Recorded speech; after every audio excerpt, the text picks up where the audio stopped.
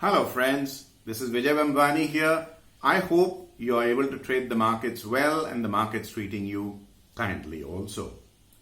In this video, I want to talk to you about why the markets fell on Tuesday, that is yesterday. And as I record this video on Tuesday, just after the market has closed, which will of course be uploaded on Wednesday, the immediate closing of the Nifty is 78 points down.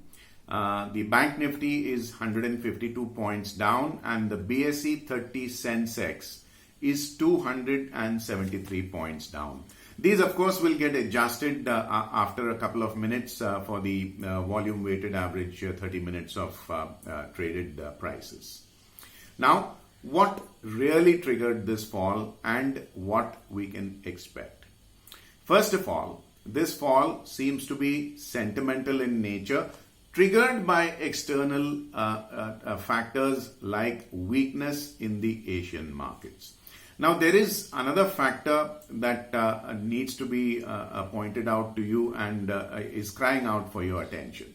You all know by now that I am an avid watcher of the fixed income markets, as also commodity and forex markets, because you can't really have a view on any one asset class without keeping a 360-degree worldview of the other asset classes, because at the end of the day, all markets tend to be married to each other in some way or the other. I beg your pardon. And there is always a pull-push of one asset class on the other. Now you see, just like asset classes are married to each other, so are markets.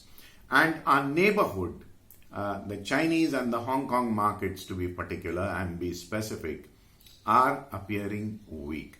As a matter of fact, the Chinese markets are actually nervous. A couple of months ago, you would have heard about a company called Huarong. And now there is another company called Evergrande, which is an asset reconstruction company. It basically buys out the bad debt of banks, tries to restructure that debt or maybe get it off the books of the banks so as to clean up the NPAs of the banks. Now, 2 days ago, to my absolute horror, I saw Evergrande's bonds, as corporate bonds are traded anywhere in any other part of the world. Evergrande's bonds were traded between 45 to 50% discount, which means that the bondholders are expecting a very high probability of a default or maybe some kind of a payment problem. Coming as it does on the back of Huarong, another financial giant in China, which is basically witnessing some amount of liquidity problems. And now there are reports of special dividends, etc., being skipped by the companies. So there is no denying the fact that these mega giant companies worth billions of dollars are facing issues. The Hong Kong market, for example, as on Tuesday, has erased all the gains that it made in the calendar year 2021, and these markets are now back to the levels of December 31st, 2020. So if you were holding shares in Hong Kong, it's 7 months, almost 7 months of holding on cost and interest loss which you are facing. We don't know whether these markets will open lower tomorrow, which is what is causing nervousness even in the Indian markets. By themselves, the Indian markets are not facing any issues that can have any kind of pressure points, panic points, pain points. Call them what you will in market parlance. But definitely the sentiment from outside is vitiating the atmosphere in our markets. Can this trigger something bigger? Will this snowball into a sell-off? That is too premature to say, because we need to watch how the markets open on Wednesday and how they take up from there.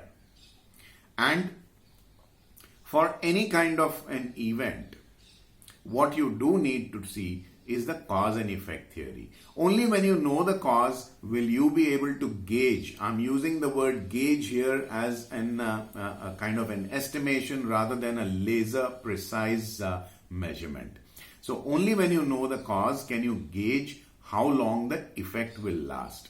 Now, since the cause is from outside, we will obviously have to keep our ears to the ground and watch the signals emanating from the overseas markets, which means that when the market opens for trade on Wednesday, you should be watching the overseas markets rather more keenly than on the other days, just to see what's happening in our neighborhood.